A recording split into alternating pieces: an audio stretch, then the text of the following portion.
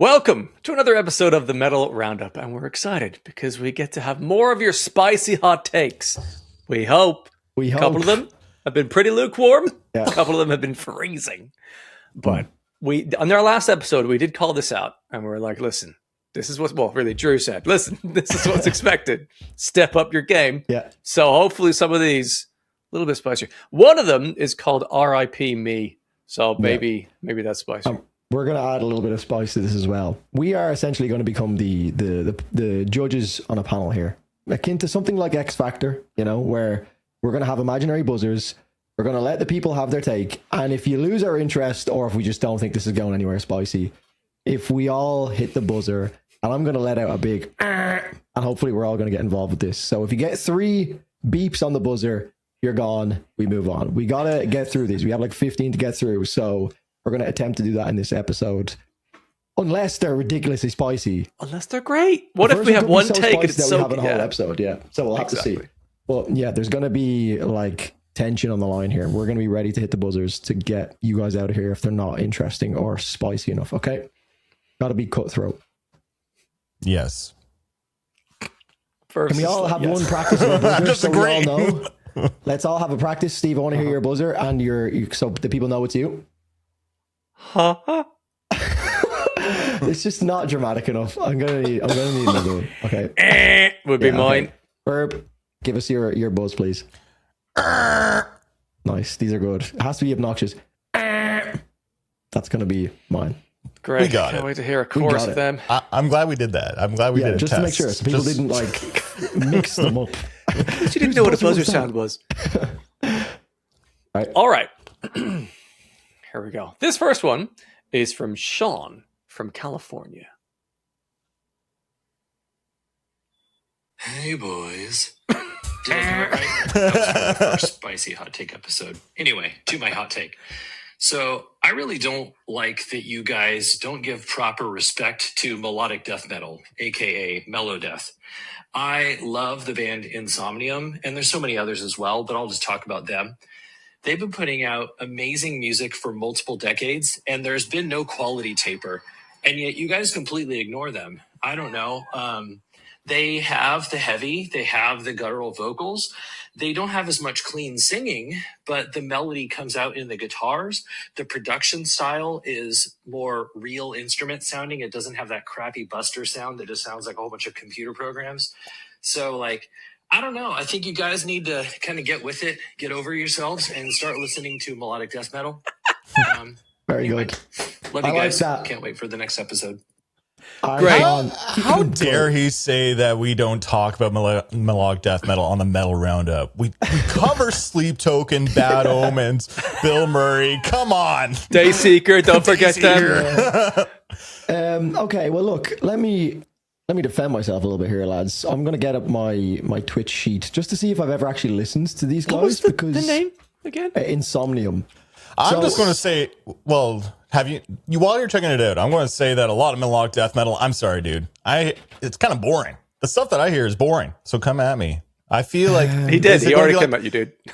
Black Dahlia Murder back in the day was fucking sick. I haven't heard a band since then. And if it is like them, then it's going to be just more of the same old. It's not as inventive. It's not as creative. It's stagnant back from 20, 30 years ago. What's fresh and exciting? And that's part of the scene. I can even go to death metal. I feel like one of the few originators in death metal is Archspire right now.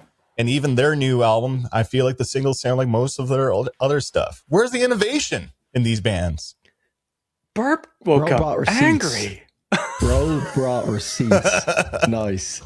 I also have a singular receipt for myself. I have listened to one Insomnium track back in, it was actually 2 months ago.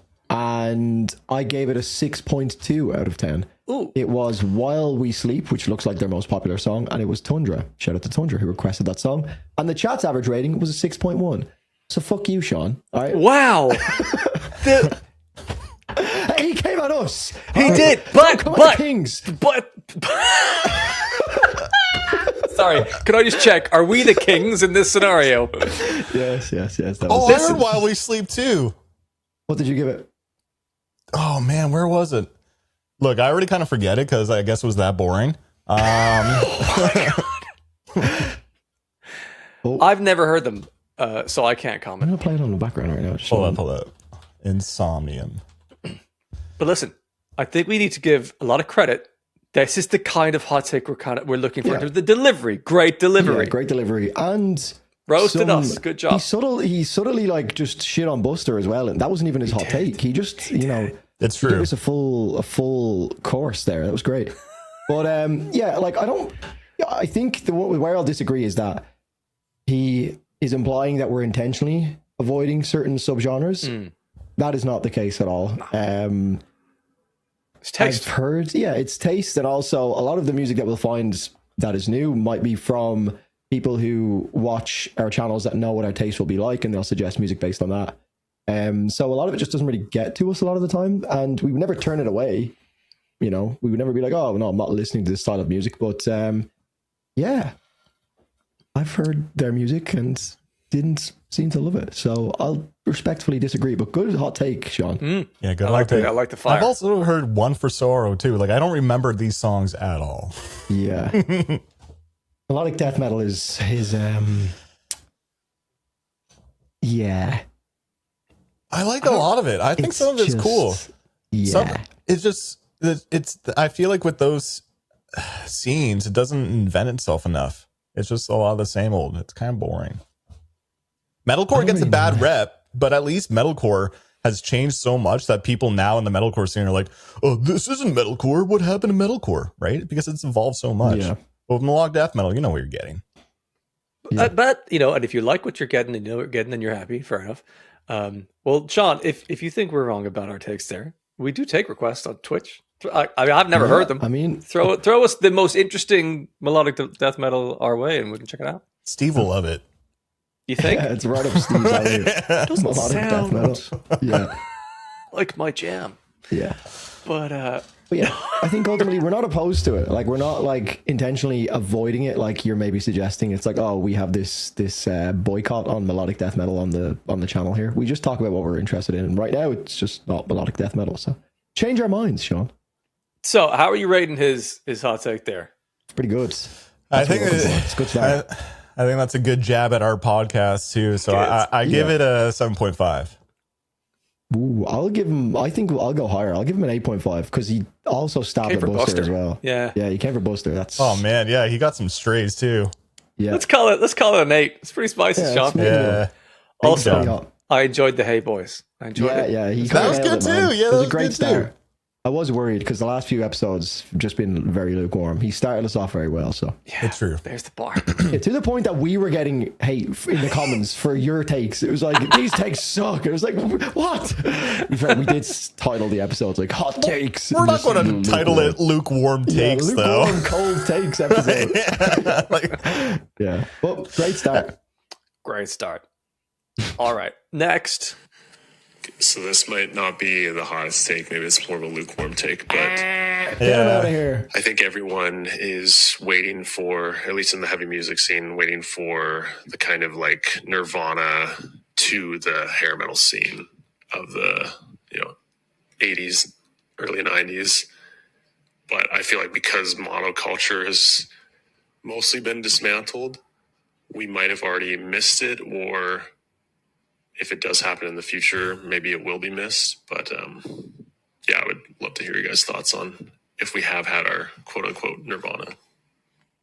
Interesting. Oh, I realized that I've never seen myself hold this thing with this before. I've got slight RSI in these two fingers, so I use this to hold my phones down. What is RSI? Oh, repetitive strain injury. Yeah. I have that in my forearms right now. It's good times. Yeah, it's good times. But these are helpful, these little gadgets. We can help them Not out. sponsored, by the way, if you want to help us out here on the podcast. We should get an official TMR merch thing. Let's not say merch, still trigger through. He's trying to figure out some merch. It's hard. Yeah. Okay. Good stuff. So, Steve, you were the only one who didn't buzz him out there, so you take this one. Did you buzz? I didn't hear the buzz. He buzzed him. No, I buzzed him. I buzzed him at first because I didn't know. He said it was going to be a bad take, but I think if your hot take starts with "this isn't the hot take," you're gone. Like if you don't even believe it's hot take, you're out of here. All right, Simon Cowell. I don't think it's a hot take because I think it kind of makes a lot of sense. What he's saying is I actually don't understand what he said. What was it? Well, Nirvana was a complete game-changing moment. The entire world went, "What the fuck is this? This is incredible." like as a sort of antithesis, if that's the right word, my brain, to like hair metal that came before. The kind of grunge scene having a huge iconic band moment that carries everyone, or like the Beatles kind of a thing. I think our version of that is probably Sleep Token. Yeah. Is probably it. But it's extremely rare to have one thing completely dominate everything in a brand new chapter of the rock music world. I think Sleep Token is probably the best thing we have for that. Sleep Token's the best answer at it. Even then, they're so polarizing. But I don't remember Nirvana when they first came out. Like, were they polarizing a little bit? Were people like, oh, is this rock now? Like, maybe that was like... I don't know if there were people going, this isn't rock enough, but certainly it would be polarizing. Some people would be like, this is just noise. You know, there'd be a little of that. Like they didn't have the internet back then, so it was a lot like, you know, pushed onto people through MTV and the radio. So now since we have the internet and we have like a whole other group of people that can chime in and say like, this isn't metal. But yeah, Sleep Token is without a doubt the answer to our Nirvana of today. Not saying like they're as credible or whatever, their music is as good as Nirvana. I kind of like their music a little bit more. Yeah, you kind of like their music? Yeah, what am I talking about? What am I talking about? Roundup? Yeah. But you know what I mean. I don't think it's really possible to see an evolution quite like that anymore with the internet. Things have evolved so quickly and they move so quickly these days that it's like the likelihood of something arriving tomorrow that is vastly different to anything we've ever heard before is probably very, very unlikely with how quickly things just move with the internet. So kind of hard to fully compare like that. So I think Sleep Token is what I can think of the most revolutionary thing these days, but yeah, it never really feels that way either, because like Bird mentioned, you have the instant like online feedback of all the critics and the haters that come up with it, and they just kind of discredit it. It's like, this isn't different at all. What are you talking about? It's just like pop music with gent guitars. So yeah, it's a hard one to compare. One thing for sure is the fact that Sleep Token's writing like 6-minute songs and they're going viral for that. Like, that's a whole total shock to the music industry. Yeah. True. Yeah, because I was thinking there, like, Knocked Loose has kind of had a moment, but not to... I don't think... Nirvana would have had such a moment that a lot of bands would be like, well, I want to be just like that. And I don't think the bands that are sounding like Knocked Loose are getting the same kind of attention that bands that sound like Sleep Token are. There's something... There's a part of the code that they've cracked that others can now get success from replicating. It's a big part of like the culture right now, is that style of music. Now we're getting a lot more mass bands. Like Knocked Loose is, I think Knocked Loose is a great shout. I think that's a band that's really changing up the scene too. Yeah. But like, are they as like important or like influential as Sleep Token right now? Like, you see Sleep Token everywhere and people are annoyed by it. So I would still say Sleep Token. Yeah. I think one that goes under the radar a little bit, and you guys can correct me if I'm wrong, because this is just my experience of it, but I feel like Northlane's Obsidian album is still relatively new in the grand scheme of things, but like it's the amount of electronics that are featured in like modern core music and metalcore in general. Since that album, I know it didn't spawn there, but I feel like that style in particular, like really implementing full on like electronic tracks with gent guitars, feels very Northlane to me, and I don't think the album gets enough credit for maybe it doesn't. But to that point, I don't think it's had as big a knock-on effect, of course, as we would think it should have had, probably. But you missed the electronic wave of metalcore with like Del Wears Prada back in the day, throwing in some crazy synths and stuff. I know it's not the same thing, but like electronics have been. Yeah, you could go back to like, what was that band? Was it Icy Stars? They're Icy Stars and like Abandon All Ships and stuff. Enter Shikari. That was another band doing a lot of electronics back in the day too. Yeah, because even like Sachi 6, I know they've been on record. I know they're kind of like relatively new, but they're inspired by Northlane a lot. I've heard it in their interviews that like Northlane have inspired them. So yeah, one of those bands that's done quite a lot, but I feel like it doesn't really get their flowers. Yeah, for the impact overall. Totally. Yeah. So that take was actually decent. Like it's good conversation points. Good, actually, that's a good point. It's a good conversation point. Yeah, it's like we'll never have one of those moments again, but we just did with Sleep Token, so I give it 5. Yeah, I also wasn't around for that moment, so I don't really have any. Like, I don't have a dog in this fight. I'll give it a 5. Yeah. Okay. Thanks for sending that in. All right, next one. Fran. Ooh. Go, Fran. Hello, boys. Got another hot take for you. Took me a while to figure out how to word this, so here we go. I am honestly sick and tired of seeing bands getting viral or songs getting viral just because of a specific moment in a song, especially mainly in the breakdown. I would much rather see a band get popular just because of having really good music rather than just being known for just one specific moment or breakdown. That's a good point. Okay. Very good point. I really like how she just said the point and left it there instead of elaborating. There was no need to elaborate any further. She got Fran, it you across. crushed it. Yeah, well done, Fran. So I think they're kind of like different things. Like Fran was saying that she doesn't like and she hates the trend of bands getting popular from moments in breakdowns. Well, look, there's an example that's coming to mind right now for me is when I went to go see Lauren Shore, everyone fucking busted their phone out for the To the Hellfire breakdown. This was like 3 years ago. It's like people only were there for that breakdown. Yeah, that is wild. It was really weird when I saw that. So I guess well, the way I'm seeing this is I think it's okay if a band kind of goes viral because of something they've done in a breakdown or a moment in the song, and organically people have gone, holy shit, that's awesome. I would have an issue if it looks like the band is trying to, in a contrived way, do something in a song to some mad degree in order for that moment to kind of go viral. Yeah. You kind of get a bit of a whiff when that's happening. That annoys me. Yeah. It'd be the same if we like our hour-long podcast is this, us chatting, and then there's a moment where we go off the rails a little bit and we clip that moment and that goes viral.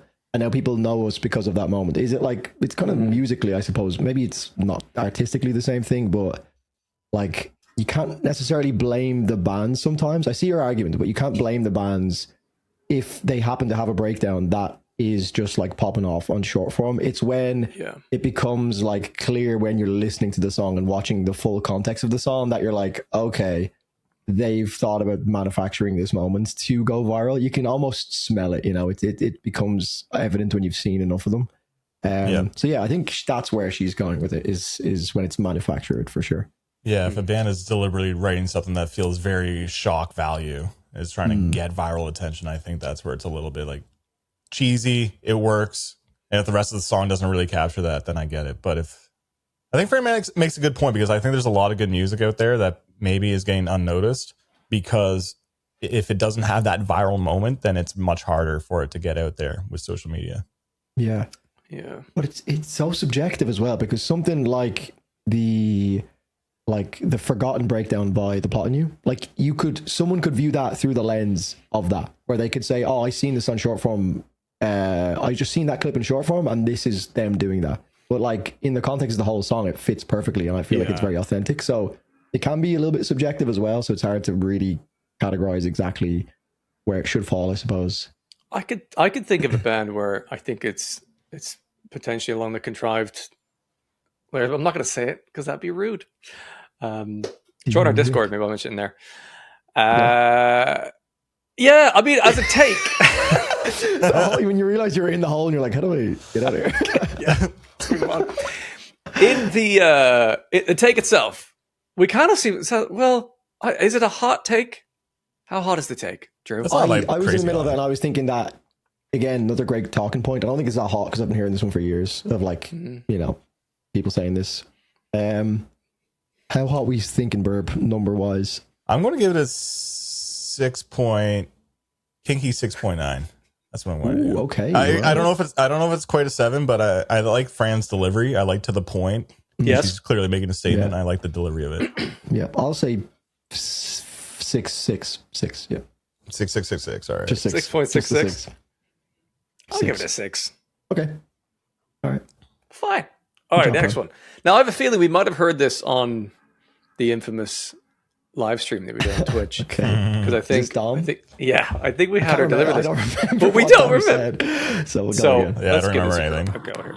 There are certain bands that can get away with making people you know what I mean, making people wait 5+ years for an album to drop. Loathe is not one of those. I don't get the hype. I don't get why people are saying their last album was so influential. I don't get it. I think they're fine. I think they're inoffensive. I think the longer that they make people wait for an album, the less people are going to give a shit. I feel like that was directed at me. Take. I feel like that was... and I love how she had her blinker on the whole time. I remember this one from the live stream now. Because I was like pressuring Dom. I was like, Dom, give us a hot take. Just angrily screaming at her like a freak. Let's have Burb field this, because you don't remember it, and you love Loathes, right? So. Oh, yeah. Okay, well, maybe you have to be part of the Loathe journey when it happened back in 2020, right? I think that's when their album dropped. So Loathe, you weren't there early enough. You don't understand. You weren't there early enough. Maybe Dom was there. If you were there, Dom, why don't you start listening to metal like 2 years ago? No, she's a protest fan. I can't say that. But look, Loathe, when they initially dropped that record, no one else was doing shoegaze in metalcore. Like all these shoegaze bands you're hearing, like Mood Rain and all these other bands today, I feel like are heavily inspired by what Loathe did back in 2020. It like created a resurgence of like this 90s grungy shoegaze sound that we're hearing. It's crazy how influential it is. And I think a lot of bands take notice, hence why Loathe is going on tour with like Periphery, Spirit Box. They keep touring nonstop. I saw them live in North America and their show got sold out. It was just them playing that album start to finish. This band from the UK who barely comes to Canada are having their shows sold out. It really clicked and resonated with people. They're also part of the UK scene, you know, working with like Sleep Token and stuff and Holding Absence, right? And I think they've always had their finger on the pulse too. They're just, if you don't really like the sound of the album, I get it, but they were definitely doing a lot of unique things by bringing shoegaze and also bringing a lot of baritone guitars. Like you even see Periphery in Mr. God. They're playing a baritone guitar. Like I don't remember any bands playing baritone guitars for their metal music, which was a very unusual choice. These are all little things here and there that makes Loathe influential in my opinion. But if you don't like the music, yeah, you don't like the music.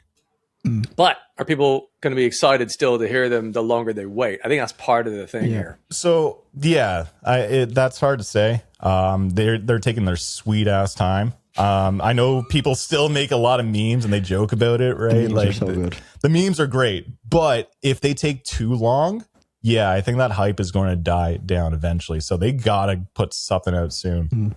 Have you seen their comment section anytime they post anything? It's fucking hilarious. They've like made a meme. It's like when you're in a never dropping music competition and your opponent is Loathe.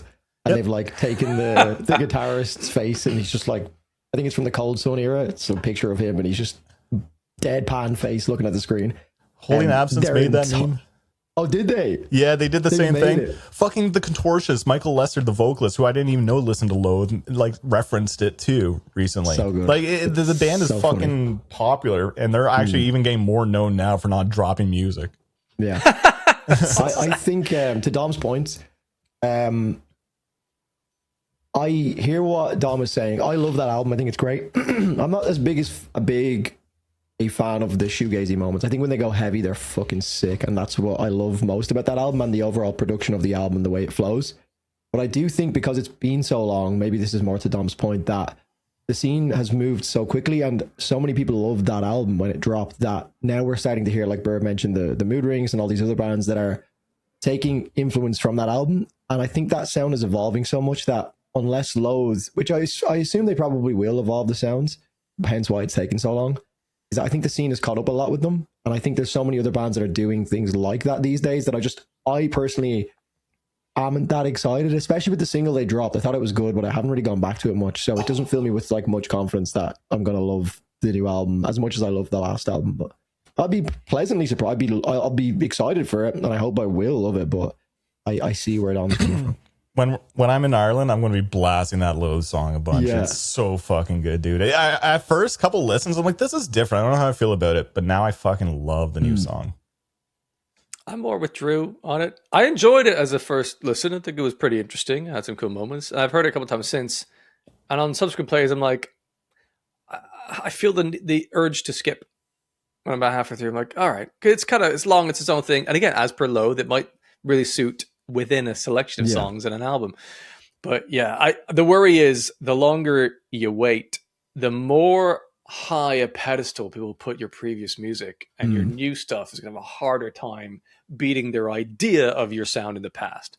I think it's a bit of a risk there. And also, even sorry, but even on your point about like Periphery using baritone guitars, they've become so like the scene is catching up with them, like objectively as well, with the fact they're using the baritone guitars now. So sounds are starting to sound more like Loathe. So it's just less unique to them now. So yeah, that's why I love the new song, because it sounded like they're trying to step away from that. It sounded like Mastodon mixed with like 70s style. Like it was different. That's why at first I'm like, this doesn't sound like the Loathe that I exactly know, but it's because they're trying to do their own thing.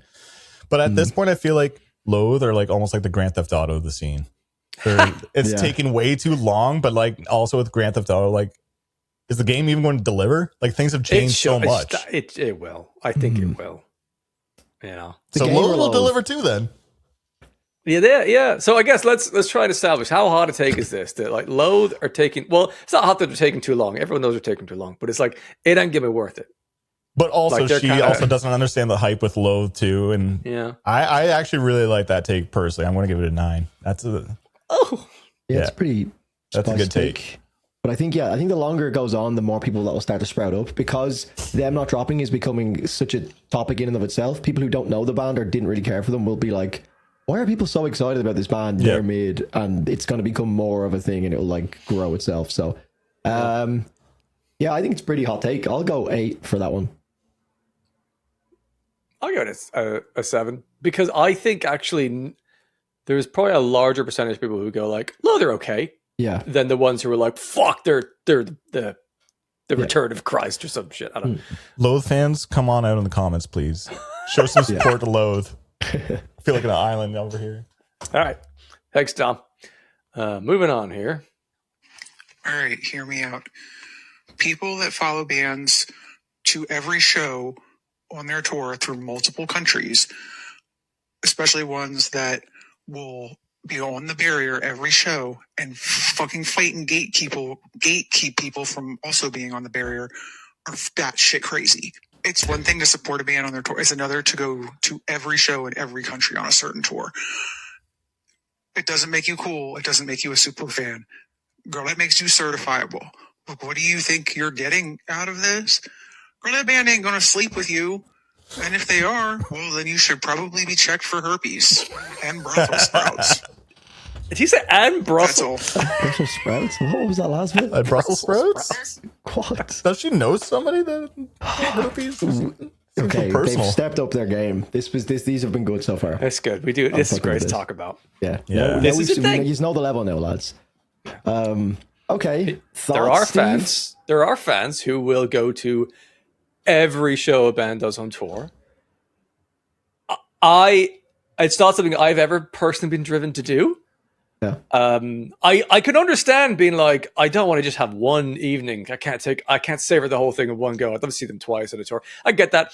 And there are certain bands, if they tour really rarely, like a Tool or a Sleep Token, then I can understand that to a degree. But to go to like multiple shows, I think in my mind, and to be fair, I've not done this, but it was somewhat cheap in the experience if I could just go the next night and you see them do the same songs again to a different crowd of people. I like the idea of being in the room once and be like, it feels like a one-time thing, than seeing, I guess, part of the production and the theatrics and the routine of it for the band. I think that might subdue my relationship with that live experience a little bit.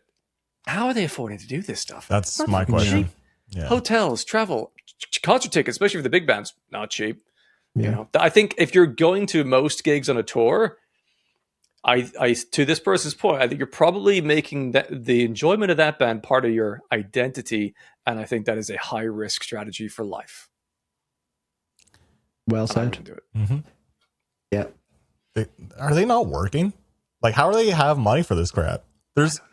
Okay, like even like WWE, there's this one dude in every WWE match. It's like front row. He's always in camera view. It's like a whole thing on Reddit. You can like people discuss him and stuff. Like, how does he afford this? Why is he always at the front? I don't understand how these people have the time, money, and also like it's just cringe. I agree. And they probably have herpes too. And Brussels sprouts, apparently. And Brussels sprouts. Whatever that means. There's just, I mean, to get a little broader, sorry, then we'll go to you, Drew. My philosophy is you've got one ride on planet Earth, unless the Buddhists are right. You got one go. So, like, why would you do a couple of main things and do them. Like, try as many different things as possible. Go to as many different bands as possible, different styles of music and all sorts. It'd be far more enriching than seeing the same band many times, I think.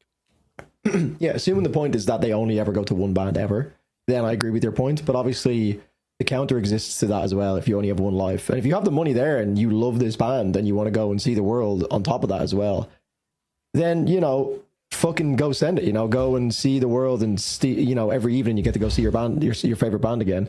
But yeah, to your point, if that is the only band that you ever see, and that tends to be from experience what you see a lot, where it is not just a case of like, oh, I listen to many other bands. They do make this band their entire personality, and everything else, you know, revolves around that. So yeah, tricky one, because on the one hand, do whatever the fuck you want to do. Like, if you want to see a band 10 nights in a row, more power to you. You know, I'm sure the band's not going to complain about you buying tickets and being there to support them. But yeah, there is the other like parasocial side of things where there's a fine line, because you can't just be a completely normal human being who has unlimited money. You've done well in crypto and you're a fucking crypto millionaire at 25 years old and you've nothing but time and you love music and you're on a kick for Sleep Token and you're like, I said Sleep Token, I've just called out the entire fan base Sleep Token, but you know, you do see that a lot with these bands.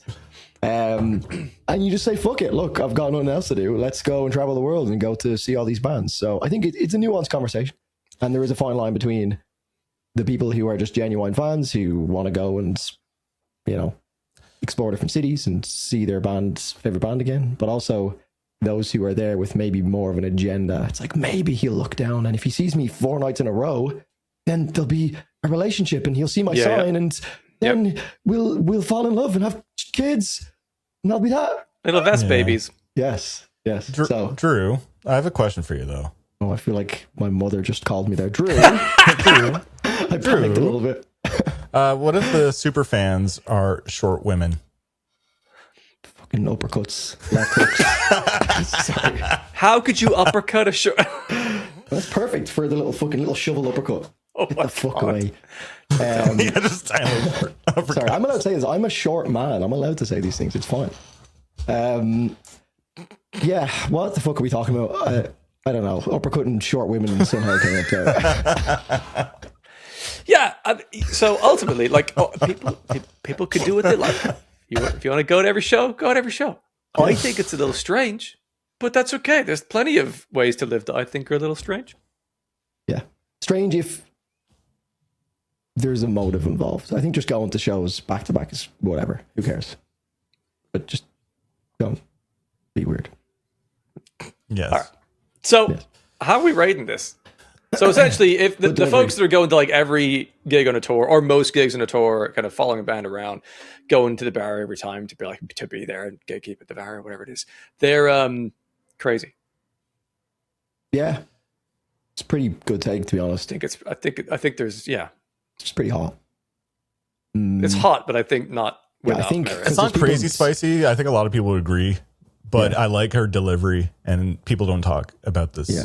A lot, but it's also not a huge problem either. But yeah, I think the more niche it is that you're calling out people, the more hot it is, because you're literally calling out like a handful of people and being like offensive towards those people. So it is quite hot intrinsically.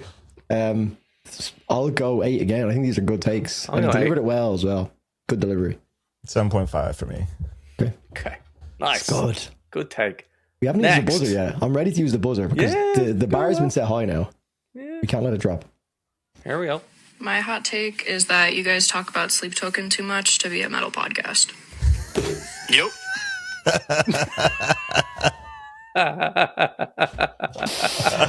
Ooh, that one stings a little.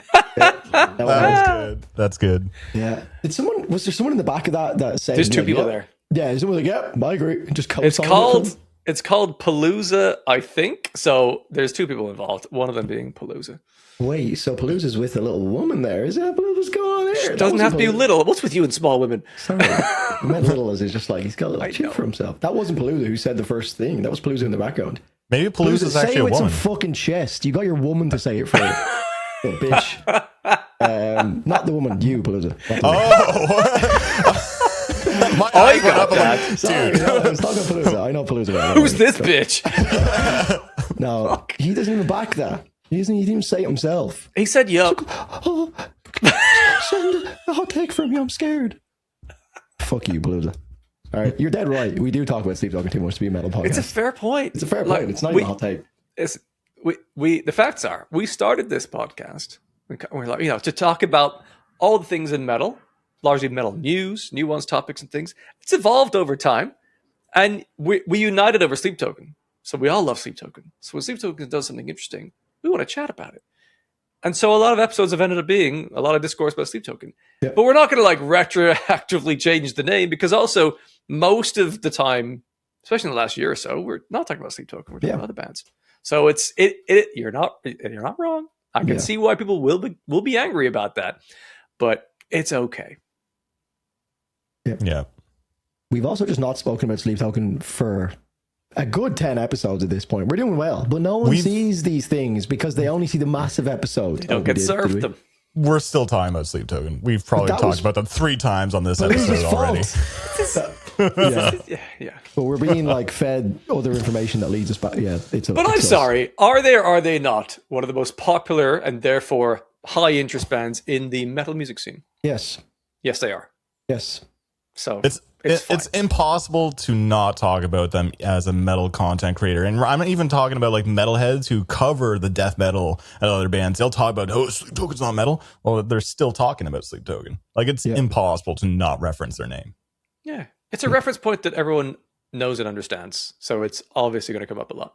Yeah. Well, look, we're just going to start talking about melodic death metal from now on. So enjoy that, guys. All right. Yeah. Yeah. You remember, because you guys, Insomnium, right? When they do. Yeah. Let's talk about Insomnium. Oh, God. So yeah. It's good. It's good message. Good. He bottled it by getting his fucking bird to say it. But so I don't know. Yeah, you lose points for that. I don't think it's that spicy, because I think it's a fair point. It's a fair point. Wow. It's not a hot take. I disagree. I think it is a hot take. I think a lot of people share this opinion, and maybe they don't want to say it. I think he's saying what a lot of people are thinking. Yeah, all right. That bumps it. I'll give it a 4. Hot take, though, if everyone thinks it? Yeah. It's not the opposite of a hot take? A hot take that... A hot take is sort of like an unspoken... you're putting yourself out there because you're worried about retribution. Or it's a thought that a lot of people are having, but they're not saying it. Yeah. Well, we've had it. We've literally had this thought about ourselves. We've had to be like, okay, guys, we're overdoing it with the Sleep Token stuff. Let's not isolate our audience. That's true. I even joked about it at the begining. I'm like, we're a metal podcast. We talk about Sleep Token. Yeah. Sarcastically. Literally introduced some of our episodes where we're like, the Sleep Token Roundup is back. And I'm often going, can we not talk about Sleep Token, please? Come on. Yeah, so he's taken something that we often joke about, and other people joke about it a lot, and used it as a hot take, but he didn't even say it himself, so it's a 2. Cold. It's a 2. Herb? I think I'm going to give it a 6. No, I'm going to... Okay. Sorry, boys. I think it's pretty good, even though if he got his girl to do it. Yeah. All right. Next. Hey guys, it's Ani, aka Opposite of Eden. Okay, it inexplicably annoys me when bands have separate vocalists, like a clean singer and a harsh vocalist, when both vocalists kind of seem to stay in their own lane, with no one person covering the full range of emotions. It kind of keeps me from getting emotionally invested in the song. Were they unable to find somebody talented enough to do both, or what? Good. I was about to hit the buzzer. Drew was thinking why, Drew? I've just... What? I think there's some hotness to that. There's some interest in there. It seems very niche to... Yeah. Well, I oddly relate to some of it. That's very metalcore. I've never actually heard someone say this before. So isn't that a hot take? Yeah, I haven't heard it expressed before, to be fair. But I have I understand a little bit of that, in that, the hottest part of that is, could they not find someone talented enough to do both? Some people might be an excellent screamer, but can't fucking hold a note, right? Actually, Garrett Russell, as an example, is now learning to sing, to be a better singer. And I respect the fuck out of that, but he was largely a scream kind of vocalist for a while there. I do see the point where if there's a band and there's two vocalists, one that's cleans, one's heavies, and Era would be one of these, where you then go, it's the verse, and it's like JT comes in, you're kind of like, oh, okay, and we're over here now. It must be harder to have a cohesive point of view that is a relatable life experience that both of them might share. So it feels a little bit more, I don't know, separated in some respects. Like it sounds like you have an issue turning your head at a concert. This is the main problem here. It's like, that seems like the crux of this issue here. I don't get it. I don't think it matters ultimately, but I do like if a vocalist can be singing and then the point of the moment of the song is they get so amped up about something they transition into a scream. I love the power of that transition, and so I like the unifying creative approach of the expression of that. I think it's pretty cool. If it's not available, it's fine. I don't want to have Era not exist because they have the separation there, but I can see the point of the lack of cohesion to it. I think it's also can hit a lot harder emotionally if you're invested in the singer who's doing the screams too. It feels like a performance directly coming from that one person, so I get it. But like, you also get some cool vocal duality moments. Like the band that's coming to mind is like Under Oath. And actually Dance Gavin Dance does it quite well. And I know fucking Drew loves this band. But like, I love it when Under Oath, I'll stick to Under Oath for the example, but I love it when they sing and scream because they do it together. So there's like a melody while there's harsh vocals. And I think a lot of metalcore bands, and I think Era does this quite a bit too. It's if there's a heavy section, it's just JT. And then it's a clean section, then it's Jesse. Like, I wish there was more of them working off each other. It feels a lot more like I don't know, I get invested a little bit more emotionally, and I think Under Oath does a fantastic job with that. But I can see where she's coming from, and then I don't know, it doesn't bother me. It never really bothered me, but I don't know, it's interesting. I have some moments. I was thinking of the band The Devil Wears Prada, and there's kind of that as well. Yeah. And I do have some moments where I'm like, this is a really great song. I'm really enjoying this. This is wonderful. And then the scream vocalist comes in, and in my head, I imagine me like, I'm here too. And it's, I don't know that they need to be in that moment, but they're like, I need a part. So this is my part. Chorus. Yeah, it's true. Yeah. And then that's like the Mike song or whatever. That's the Jeremy song. Same with Era. It's like, oh, this is the GT song. This is the Jesse song. Yeah. I guess in that respect, yeah, it can be weird because like if you're into Jesse's singing voice and then you have a song that is like fully JT from Era screaming, it's a completely different band almost. I know like instrumentally it's the same thing because it's still the same band instrumentally, but yeah, I guess that can make things a little bit confusing. I don't get the impression that Ani was talking about the live performance. The live performance is where I guess maybe I could see like the most issues with it, like from an emotional standpoint, like you were mentioning, Steve, where if you're like connecting with one person on the stage and then it just switches to someone else. But I also think that it's like Bird mentioned, it offers like a completely different dynamic range as well, which can work sometimes. It can work completely differently in the opposite way as well. Like Boundaries, for example, with the drummer who will sometimes sing, the easily erased chorus pisses me off so much. I hate when he comes in. But that's less about him singing, and there's more of that part. Yeah, I like that part. Can you sing it for us, please, Drew? No, never. It annoys me too much. No, do you know what? It's more the second version of that chorus that comes in that pisses me off. The first one's fine. It kind of just feels more natural. But when they cut everything out and he just goes, well, yeah, shut up, man. I love Boundaries, by the way. I just hate that part. I don't know. I have no strong feelings on this take at all. I was ready to buzz it out at the end, but she finished up, so. Yeah. I was trying to there were some parts of that I thought were resonating a little bit. I was trying to figure out a way through them, but ultimately, I don't think it's a big enough problem to be a problem. Like, it's not necessarily a problem. It's like sometimes you will just have a god tier vocalist who can just do amazing screams and a god tier vocalist who can just do amazing singing. And that's a great thing. And maybe there are instances where someone's like, I'm a great screamer, but I can't fucking sing, and they have to get someone in, maybe that happens. But I don't think it's an issue either way. If the music's good, the music's good. Yeah, that's what I was thinking. I'd love to see in the Discord what Ani's like reasoning. I don't think she like really specified it was more just like, just get someone who's really good at both and get them to do everything as opposed to having two. I don't understand why it's a problem, especially if you're just listening to audio and you can just hear, you don't see the visual transition between the two vocalists, which is why I don't understand. Unless it's a jarring switch, like something like Boundaries, where it goes into a big singing chorus. It's maybe, yeah, but I don't get it fully. So, separate vocalists is a problem as a hot take? 4. I'm giving it 6 because it's original. Yeah, it's kind of spicy because I don't know that many people necessarily. I don't know. Yeah, I think it's 6. I don't know. Yeah, I haven't heard that before. Me in the middle. Little heat. All right. Next one is called "Don't Name Me, Please." Jesus Christ, this better be good. There we go. It's Jordan from Ohio. So someone who considers herself the true definition of feminist, I fucking hate saying this, but I have a really hard time getting into metal or rock bands that have a female vocalist. I find that they can either be really grating or really one-dimensional. Like, I could hear a male vocalist that I might not like the style of, but I would probably prefer to hear them sing or scream a song at me versus a female vocalist. And that being said, this might be the spiciest part, that I think that Poppy is actually the most interesting and sonically pleasing female vocalist in the scene right now. Well, there's a lot in there. Okay. I think we got a hot take, like an actual hot take. This is hot. Don't make me put the voice changer on, is all I'm saying. I've heard both men and women say this, that they can't get into women singing or screaming in metal bands.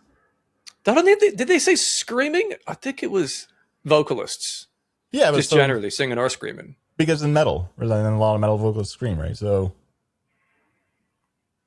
yeah, was it specific about metal? I guess maybe it was. They was finding the female vocalists in the metal scene can be a bit one-dimensional, whereas they get more connection from male vocalists. I mean, I personally don't find this to be something I relate to. There are vocalists on either side that are fucking amazing, and I can really connect hugely with. So that's interesting. But it's not the first. I have had at least 2 people at some point in comments or Patreon or Discord somewhere saying that, oh, I'm surprised I really like this band because usually I don't like female vocalists. Or I'm surprised I like this because usually I don't like male vocalists. Like, people do have a preference. There is a general sound difference. So there seems to be a percentage of society that does prefer one particular sound over another. Yep. I don't have a... I know a woman who literally says, oh, I can't get into Spirit Box. There's something about women in metal I can't get into. I need a guy yelling at me. I'm like, that's interesting from a female perspective.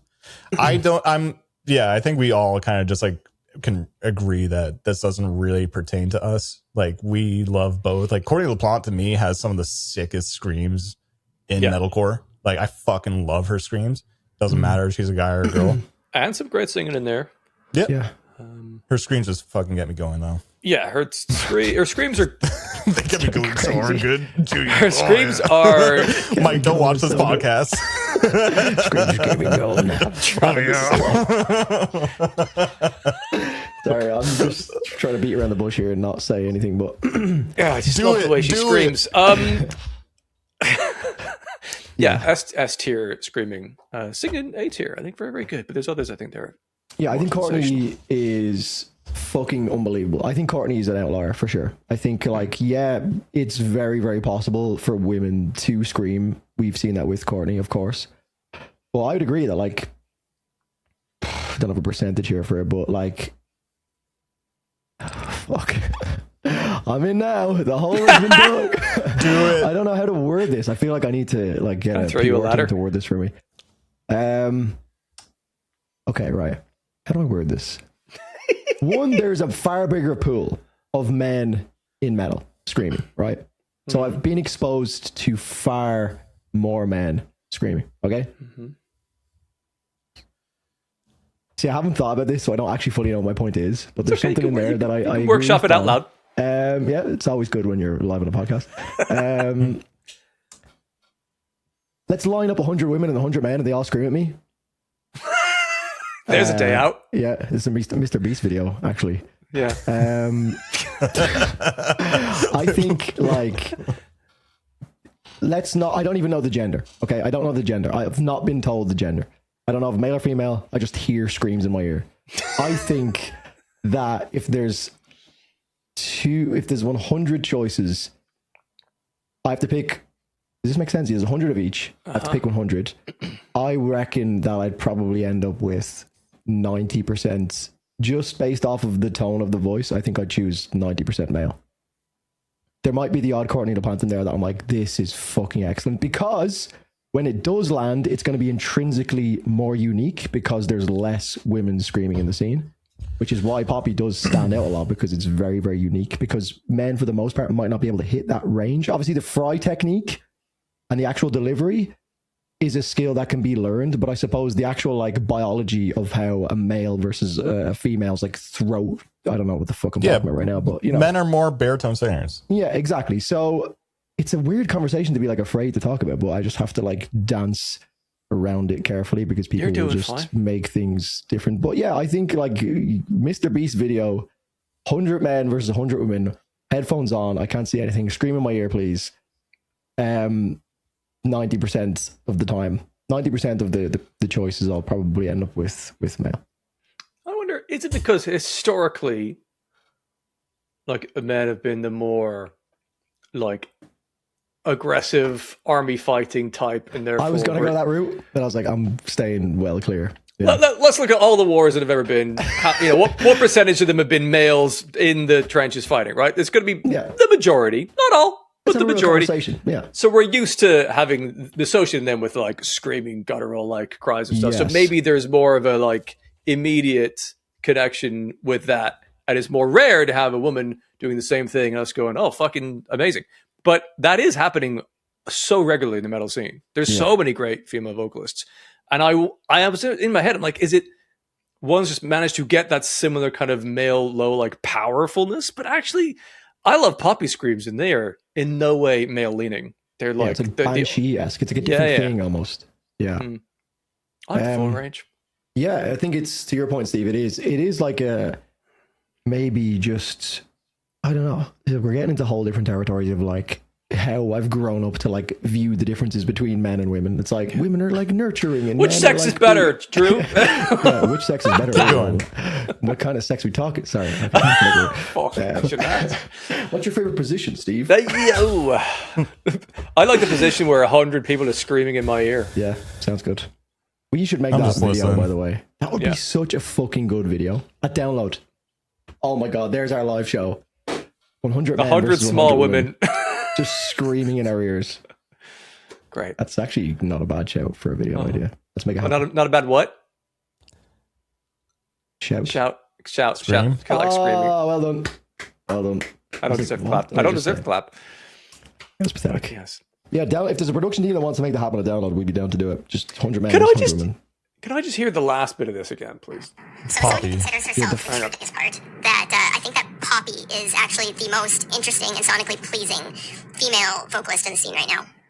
So that's really interesting as a take. They've not said singing or screaming specifically, but Poppy is the most interesting vocalist in the scene right now, sonically kind of pleasing.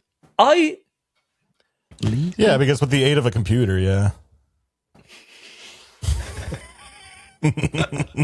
Somehow Burb has the hottest take of all this. Fuck! I wasn't ready for that. Well, to that point, Poppy is one of my favorite scream vocals in the scene right now.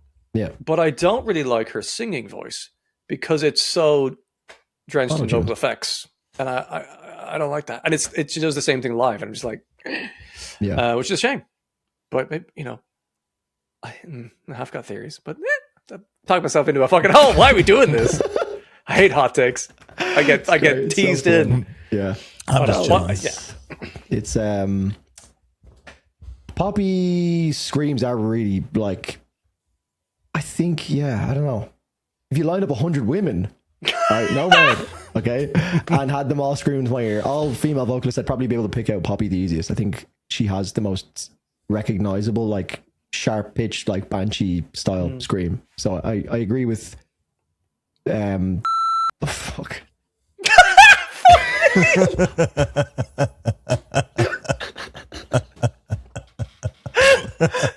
There was a anyway, it's because she had I knew it was her straight away. I'm gonna have to bleep all of this out. Oh, dear God. The fucking voice changer it didn't do anything. I can still hear you. You know, we all know it's you. Anyway, that was great. Burp, most sonically female. How long has she been fucking live stream? Still on? Like, maybe already. Oh my god. What's up, Steve? What? Sorry. We could just rate the take. Let's just rate it. Yeah, let's move on. Specifically, don't name me. Oh fucking hell. That's good. All of that just be beep. Okay. Yeah, that's a pretty spicy take. I mean, they've had to change their voice to do that. But then, I mean, we don't necessarily entirely disagree. There's something to some of that, but like, we're headed into the right direction with these hot takes, though. This brought up a talking point where we had to dance around the conversation. So I'm going to give it a 9. The last 5 minutes has just been us like, yeah, I'm just chilling. I'm just listening to you two. You guys dig your own grave. I give it a 9. I'm coming with a 9. Yeah, 8. I'm gonna go 8 again. These have been good. All right, got me squirming a little bit. Next. Yes. Hi, boys. I say this with love. But metal fans don't know how to introduce people to metal music. In their excitement, they either share 15 niche songs or that one song that comes with a full lecture on the lore. Just give the babies your current basic metalcore song. We all have them. What's with the sexy ASMR? What the frick, dude? Jackie doubled down. Jackie is the originator of Hey Boys. She doubled down. Fuck. That was like one of those like audio, you know, the book talk girls who like listen to all these weird fucking porno books and shit. That was like that. Yeah, like back in the day, like those commercials in between late night TV. Yeah. Maybe that's just me. I don't know. God damn. Can we play that again? Just do it a little slower. If you can slow it down just a little bit more. Put some reverb on it as well. 10 out of 10 delivery. I enjoyed listening to that. I actually didn't hear it. I was too busy gooning. Dude, same. I was like, what is she talking about? I actually didn't hear it. Something about a basic metalcore song? Like, what did you say? As back to the primal instincts and men versus women thing, I couldn't lock in there at all. That is oh no, do we have to hear it again? Yeah, oh fuck's sake, no way. Oh, introduce people. Okay, yeah. I'm high my volume up here. I have to go off camera for a moment. Fuck hell, guys. He's actually okay. Let's hear that again. Hi, boys. I say this with love, but metal fans don't know how to introduce people to metal music. In their excitement, they either share 15 niche songs or that one song that comes with a full lecture on the lore. Just give the babies your current basic metalcore song. We all have them. It's an incredible delivery. It's incredible. I actually can't hear what she's saying.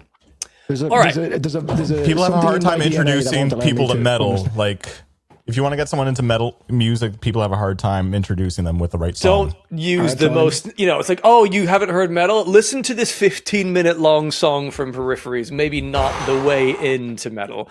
Maybe give them something more digestible. Okay, right.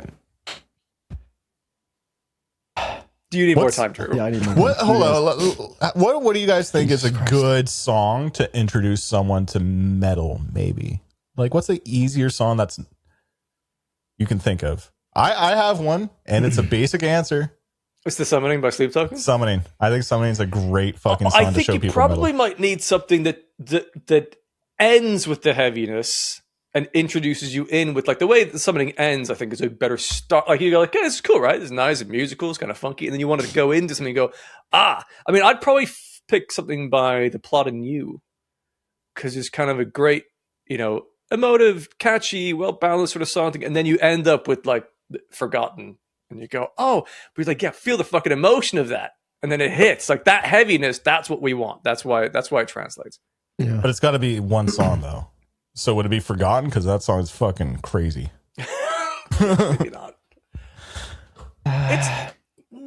It's weird because, like, it depends on who you ask. Because if you ask someone like who's a diehard metal gatekeeper, they're going to be like, why would you suggest a non-metal band to someone to get into metal music? That's why the Summoning is for sure a metal song, and I would absolutely die on that hill. I'd agree. I think One Step Closer by Linkin Park is a great intro to metal because there's like singing the verses.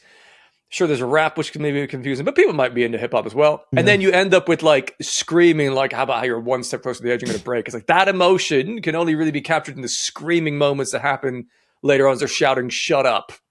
I think that is a great, like, this is what you can get from metal. If you go deeper, you'll have all kinds of other versions of this that are even more heavy and unhinged. You can show that to a baby because who else hasn't heard that song? Everyone's heard that song. Yeah. All right, fair. Yeah. I think like something that maybe my brain just jumps to like something with like from Imminence or something, just with the violin that might be a little bit more recognizable to people. I'm thinking of like a more accessible song by Imminence because I know they have some heavy hitters on the Black. But like everyone loves violin, you know? And there's like some emotional crescendos and stuff with like beautiful violin moments. They could get into it that way, you know? That's a good show, but I also think Electric Callboy. Electric Callboy is very good. We got the moves. We got the moves. Good shout. Yeah. Or hyper. I do feel like that's also just so like, yeah, it has a heavy moment in it, but I just don't think you're going to steer them down. You could steer them down a fucking dance music path as well. You'd be like, oh, I love this fucking dun, dun, dun, dun. Like, and they can go that they get direction. into hard style. Yeah, they just become hardstyle fans. It's like, I get what you mean because it's so like party music and they've like Trojan horsed some metal into it, but it might be so fun in the party aspects that they just lose the fun of the metal part, you know? I've got it. He's got it. Burb's going to say a little generic, but Circle With Me by Spirit Box. You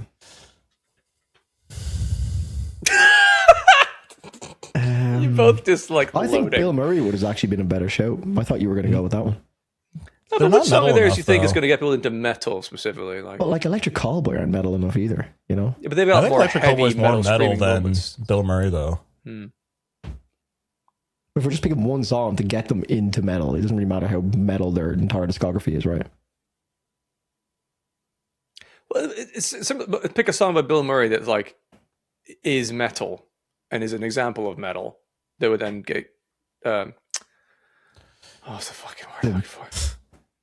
Hold on, Steve. I would actually, Spirit Box, Circle With Me, I actually think is a good show. It's not my favorite, but it's accessible. And then also when it comes to Spirit Box, show videos of Cordy LaPlante doing like one takes. Everyone's like, whoa, it's a woman? Whoa, right? And then they get like, wow, I didn't know women are in metal. This is coming from the three guys who had to listen to a voice note twice just because we lost our minds. Listen, why just twice? Let's put it on again. Bonus episode. We'll just put it on more. Just loop it. I'm sorry. We're basic creatures sometimes. Yes. I can't explain it. But it just tapped into our brain there, Jackie. Jackie knows what she's fucking doing. Good job, Jackie. Yeah. Good job, Jackie. There's a career in something for you. There's a career in something. That's all I'll say. Okay. Sorry. What was Very the take? pleasant. I don't even What remember. the fuck are we talking about? Yeah, where? How do we get metal? Oh, which songs? I don't know. Okay. The hot take is that metalheads. Any let's listen to metalcore. all of them. Let's listen to it again. Just to make sure we get it right. The hot take was metalheads are bad at getting people into metal because they choose the most obscure, difficult songs I forgot for we were them to doing get hot into. takes. Wow. Yeah. Okay.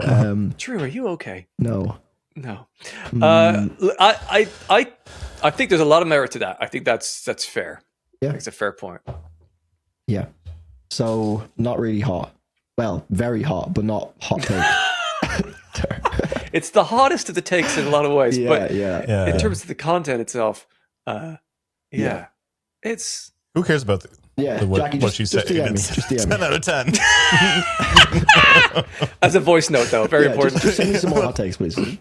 Directly to me. Can we do the only Jackie episode? That's for the bonus episodes. Damn. Let's wrap that one up. All right, let's move on. Okay. So weird nothing is that hot a take. We give it the take itself. Yeah, we established that. No, 4. 4? Yeah. Yeah, I think it's accurate. I agree. Okay, here we go. What's up, Drew, Burb, Steve? Hope y'all are well. My name is Travis from Got Riff Media.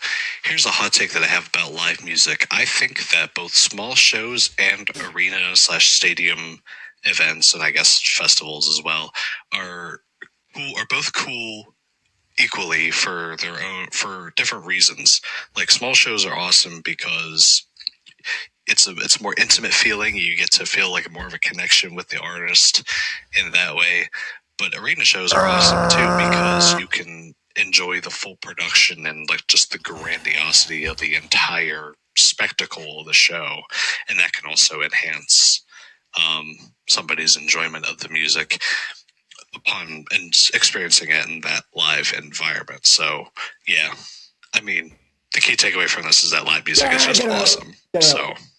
Okay, yeah. Why took you so long, Drew? What was the hot take? I was waiting for the hot take. There was no hot take. The hot take was essentially, I think, that the discourse tends to often be, if you weren't there at the beginning in the small gigs, it'll be shit forever. Arenas are ass, right? Get him out of here, Lou. But the hot take here is that, like, well, both are good. Is that Chief Wiggum? I don't know. I think so, yeah. All right. Gotta learn to listen, Lou. I don't think that's hot at all. That's not hot at all. Travis, great to meet you, sir. Terrible take. You seem like a great dude, Travis. Yeah. Great voice. Let's grab a beer sometime. But we'll get you. Yeah, get you drunk so you can give us some actual hot takes. Yeah, I like it. Yeah, small gigs and big gigs are both good. Yeah. Yes. You got that off your chest, Travis. Okay, but we're moving on. Look, in fairness, there are people who are like, once a band's big, then the shows are shit because they're not in the band anymore. But there is a joy to some big production stuff if done well. Yeah. As there is joy to a beer on a Saturday. What's the point? Let's keep moving. You know, he just naming things he enjoys here. Wow, I like hot takes. Travis. You're out of here, Travis. We're giving it a 1. That did take too long for me. I'll give it a 2 because there are people who are like, you know, the band's too big arena. It's not the same thing. It's not fun. Yeah, but yeah. Look, I'm gonna give it a 1. Yeah, it's a 1. There was no take there. No hot take. Look, we're trying to run a fucking live TV show here. There's a live crowd behind us. You know, we gotta get people. We gotta keep me moving. Your producers in our ear. We gotta pay our teleprompter person. You know. Yes. All right. This one intrigues me from the title. But let's see. I don't want to spoil it. There we go. My take is that Avenged Sevenfold is trash. I don't understand their appeal. M Shadow's vocals are like some mutated like butt rock sound. All their names are ridiculous. Obviously, rest in peace to the Rev, but like the replacement, his real name is Brooks Wackerman. Like this band is insane. And their newest album was just like, if I wanted to listen to a guy having a midlife crisis after an ayahuasca retreat, I would just listen to an episode of the Joe Rogan podcast or something like that. Like, Jesus Christ, hanging up already. Well, look. Woo! Great delivery. To the last great episode. Fucking delivery, yeah. Yeah, they're doing great. You guys are doing great. This is Avenged Sevenfold are trash. Oh, God. That's going to trigger some people. I'd happily rate the take and move on. I think it's a great take. It's a very good hot take. I don't have any opinions on it. How much Avenged Sevenfold have you listened to, though? Oh, here we go again. Every time we talk about Avenged, he's like, Burb's like, listen to an album. No, I haven't done it yet. I want to know, because you can't just say like, I agree, good take, but like, how much have you actually heard? No, I mean, it's a good take as in he's made a good hot take. I don't necessarily agree with him, but I kind of hear where he's coming from. I don't have any opinions about their names are silly. That's whatever. Jody's like slamming them. He's like, oh, by the way, obviously RIP or the Rev. But that was a fun one. That was funny. Just shitting on them. There's like, RIP the Rev. I don't like Avenged Sevenfold's music. Generally, I don't think it's that fabulous personally. So I wouldn't say are they trash? I wouldn't say they're trash. It's just like, it's not really for me, because clearly a lot of people like it. I don't think it's that great. Steve, you never jammed Unholy Confessions when you were younger? No. Oh, that was like the go-to song. Like, I just remember like everyone like learning that song back in my high school. But okay, I like Avenged Sevenfold. So with me, their early album when they were metalcore was fucking sick, and then afterwards they went all butt rock. That's when I agree. I hated them. I like liked the vocals, their early stuff. Yeah, and then they went all like, yeah. Like it got too cheesy. Like it was too much. So I'm like, Avenged Sevenfold is trash. I would agree. But since then, I've gone back though. Like, moment. He's like, but have you heard an album though? I mean, they are trash. But have you heard an album? So my point there is that I feel like if you have to at least hear some of the music. Like I don't know how much you guys have listened to, but my point is that I've gone back to their music since and realized that maybe I do enjoy some butt rock. I'm learning that I like some Creed. I love butt rock. Yeah, some butt rock's just fun. Like I don't know, maybe blend of it. Dude, I'm fucking 35 now. Some of those like vocals are so cheesy and fun. Like I know it's cheese, but like also the guitar work and everything and the drums are fucking phenomenal in Avenged Sevenfold. But yeah, M Shadow's vocals are definitely cheesy, but if you like cheese, then there you go. Then have a cheese board. Then have a cheese board. Yeah. No comments. Okay. I'm gonna say it's a spicy take to say the Avenged Sevenfold are trash. They're objectively one of the bigger bands on the planet. Kind of. A lot of people agree though. I would give it a 6.5 just because there's a lot of people that hate Avenged Sevenfold. Yeah, I'll go right down the middle. 5. Yeah, they're also massively popular as well, so it's I enjoyed the delivery. That was great. great. Great. All right, we got 2 more to Let's go, do them. folks. Here's the next one. Hey guys, what's up? Big fan of the podcast. Also love all of your individual channels. Sure do. I'd like to throw a hot take of my own into the ring after listening to the second Hot Takes episode. So here goes. Nice. I think that I Prevail is doing what Bad Omens is trying to do better than Bad Omens is doing it. I think both bands are trying to make heavy music that is accessible to a wider range of people. And I think if you judge based on that metric, I Prevail is better in every way. Their music is just better. I think Bad Omens' catalog is very samey. I think when they try to go heavy, it ends up being repetitive and boring. I've heard Dethrone maybe 3 times, and it feels like I've heard it 300 times. Whereas I Prevail, their music is more varied, they have better ideas, and their lighter music is catchier. I also think their heavier songs are way more enjoyable and have better musical ideas. Bow down all day long. Yeah. Cheers, boys. Thanks. There's some spice to that. PR team. By the way, I'm the drummer.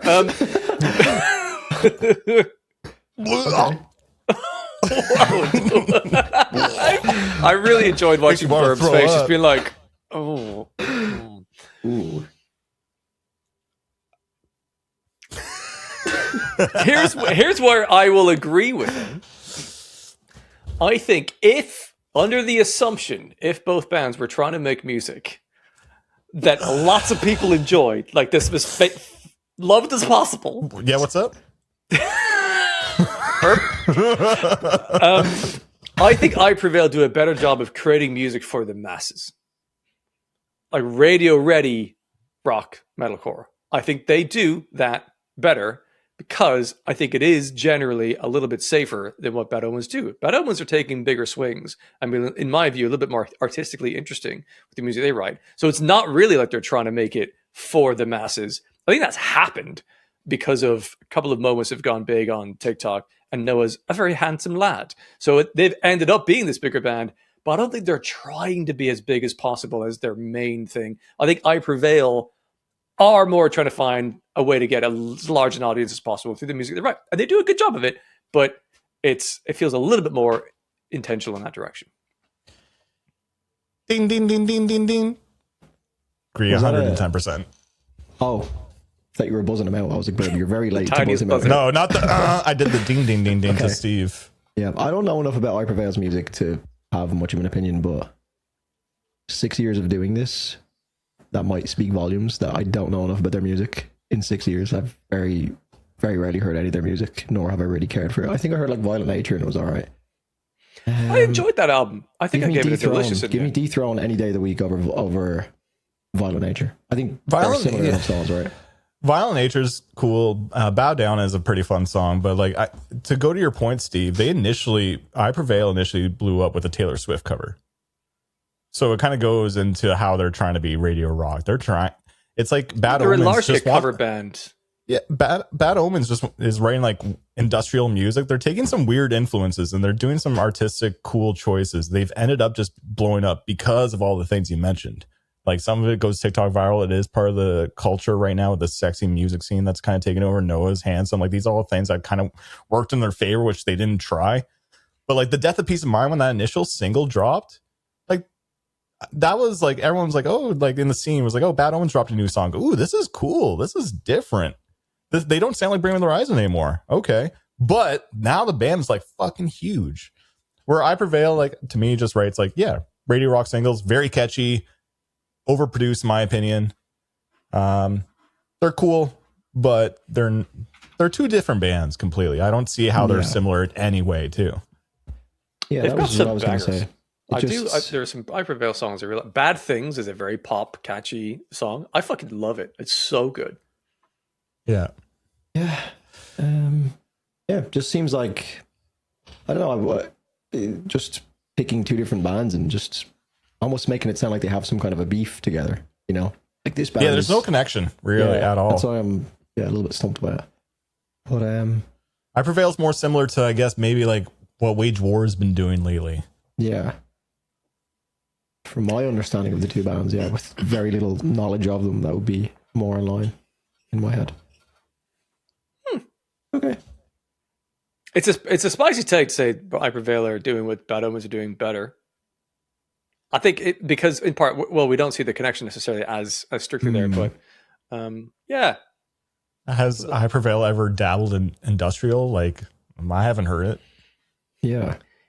Like, who sounds like no one's really done a song like Spectre, for example. That's such a fucking unique song. It's like an industrial breakdown with this haunting build-up. I don't really know. I mean, Sleep Token probably. Like the whole package Sleep is Token and like unique to them. They've done like health-ish breakdowns and Sleep Token-esque build-ups, but it's very Bad Omens. That song. Maybe they're not talking about sonically, artistically. Maybe it's of popular modern metal bands, I Prevail are better than Bad Omens. Might be the simplified version of that. If that's his take, then that's a fucking steaming hot take. Because that's untrue, in my opinion. But yeah, that's pretty spicy. I'd give that a good 9.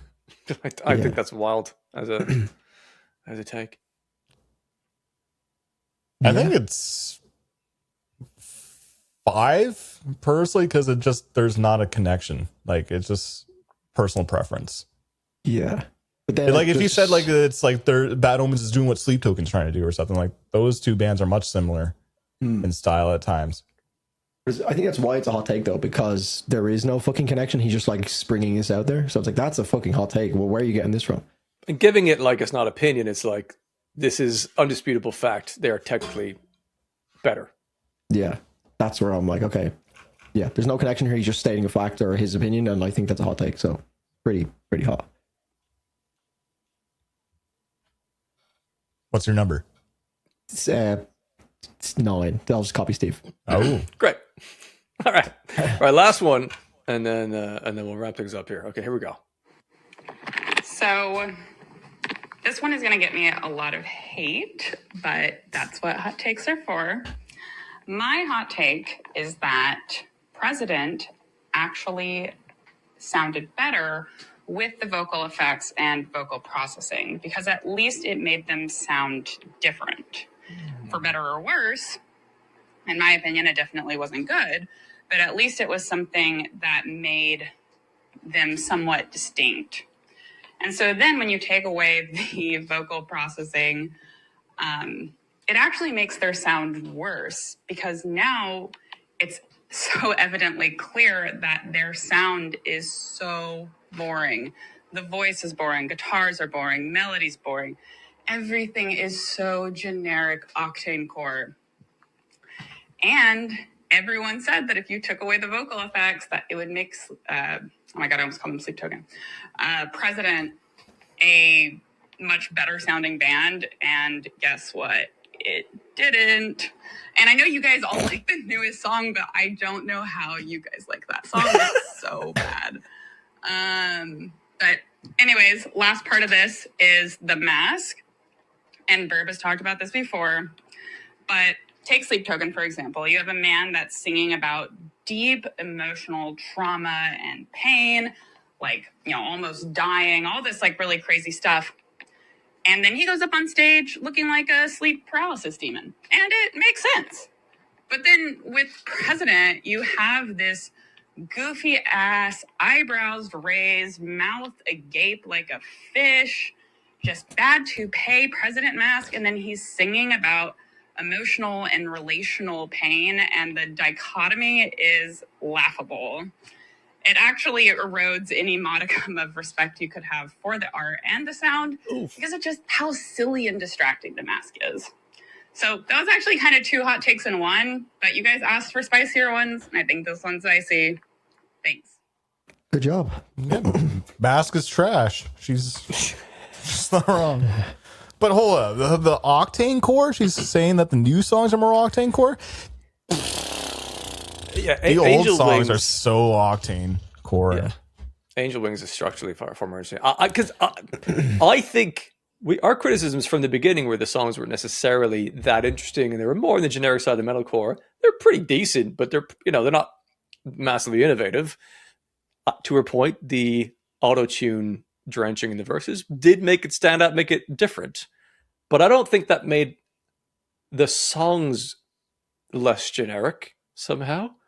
And I still think they're way better without that extent of effects. I think that the newer two songs have been the most satisfying to me. People seem to love the choruses the most too. It's not the verses with the vocal effects. Saw them live too, and people love singing out the choruses. People love I almost said his name. People love his voice, and when he gets into that I don't know, he's got a certain vocal delivery that you can clearly tell it's him now.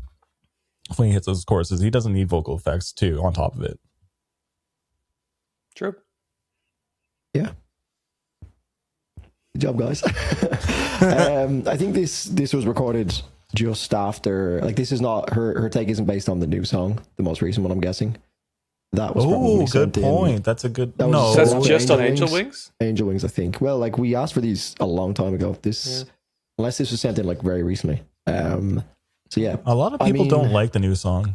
Like, I don't like the new song. Yeah, you too. Yeah, I like it. Angel Wings is good. Like, to her point, I think my whole thing was that I could hear that the songs, more so the melodies, I quite like the melodies, but the vocal tuning and processing was just like creating this kind of whiny, annoying sound to it, which put me off it a little bit. Not enough to like completely discard President's music completely, but my main thing was just like, let's just dial it back a little bit and let the song breathe. But unfortunately, it's kind of hard to like, it's not a one-for-one like-for-like comparison, because we were having those opinions based on the songs that we were listening to at the time, and then he takes away the effects and puts out a new song. So like the song might be less enjoyable, but now has no effects, so you can't make the like for like comparison. It's like if we had the old songs without the vocal effects, I think they'd be better, in my opinion. That was my take at the time, and I'd still stand by that, because some of the vocal tuning just makes it a little bit harder to listen to. So yeah, I don't think, like, none of us are sitting here saying that President are this like genre defining projects. A lot of it is quite generic, and it is, I guess, in parts like Octane Core leading, but like it's never been innovative. Yeah, his new song is probably one of the most, I suppose, interesting, like in terms of like the musicality of it. It's pretty like odd. There was nothing that I really expected. I didn't really expect it to go anywhere at any moment. Like, I wasn't sure where it was going to land, which is why I didn't really love it as well. But it felt a little bit different, you know. Kind of reminds me of Deftones' Mountains, or whatever their second single was from their last record. I felt like that song didn't really go anywhere, but it was also kind of interesting because of that. I loved the verses in the recent President song. My Mind is a Mountain, that song. Oh yeah, anyway. That was good. I think what's complicated here is I can get behind the idea that President with more autotune made them stand out a lot more. I don't think necessarily for good reasons, but it did make them kind of unique. If you'd hear that sound, you know immediately who the fuck the band was. But I don't think it's better. Yeah, I forgot that was the whole point of the take. Was she was like, "Oh, I told you so." People thought that the autotune was gonna be like the thing. Once that goes, it's gonna be the most unique thing in the world. I don't think anyone was really. I certainly didn't think that like the whole like structure of the song was gonna magically change. Like it was just an annoying quirk. And now that that's all been stripped away, I feel like I can see the songs more for what they are, and I'm realizing I'm like, oh yeah, like it is. I knew it was already just kind of generic enough music that we've heard millions of times over. But like at least we could appreciate it for just what it was without the annoyance of the vocal effects, which does like make it more unique, I guess. But like it was just kind of annoying, so that's why it was more unique, you know. Which isn't necessarily like being unique doesn't always mean good in that respect. A lot of people agree with her though. I've seen in the comments just like, why take away the vocal effects? You can't win, can you? Yeah, what's a lot of people though? It's fine. Like we don't, you know, you could have a very loud minority and it sounds like a lot of people, but yeah. You just got to follow what you want to do, because ultimately, like, if he did make that decision based on the feedback and now he's seeing the opposite again, it's just a fucking recipe for disaster when you're trying to, you know, create art that you want to show to the world and you're just constantly being dragged in the direction that the majority want you to go. It's got to be a nightmare. He actually played in Dublin last night. I didn't get to go solo like instantly, but that would have been a fun one to go. It's crazy. Yeah. Anything to say about the mask or no? I think we've already said a lot. He looks like Mask the is fucking trash. tortilla from. Did you ever watch the movie? Fuck! It's the one where all the food comes to life and runs around the supermarket. Sausage Party. Sausage Party. Did you ever see the little like the like Middle Eastern fucking burrito bloke? What's his name? Reminds me of that. This is going to be an interesting Google search. Middle Eastern burrito sausage party. I just want to see if this is actually accurate. I mean, the burrito? Yeah. It just reminds me of that. The guy with the little like goatee. Kareem Abdul Lavash. I think he's a Lavash. Is that the name of the food? I don't know. It doesn't remind me of that. He reminds me of that for some reason. I just imagine he just looks like he has a burrito on his face. And he's just like, I have to come on your streams and show you. Sorry, I have to go on your streams and show you the I think you should leave skit, where he puts on the mask and literally is doing like a reality show. It's fucking hilarious. Yeah, I've seen it enough just from your president videos popping up. But if you actually watch the clip, it's funny. It's such a funny show. Yeah. Yeah. I think. I'm actually roasting like. Not even for the memes. I'm fucking warm in here, so I'm gonna die from these hot takes. Yes. Well, we'll be pleased. No, we have finished. We have. Yes. So, please do send us more. You've now seen this episode. That's the bar. You have delivered. Well done to the folks who've submitted. Yeah, true. Actually, good job. Very good. Good hot takes. Really good stuff. Yeah, really good. Check the link in the description of this, so you can submit your own hot takes for a future episode. We'll need more because we're out of them now, so we need a whole bunch more. So if you submit one now, it's a high chance you're going to be in the next episode of these. So thank you again to those who submitted. Fucking spiciness galore. Really enjoyed that. And shout out once again to Jackie.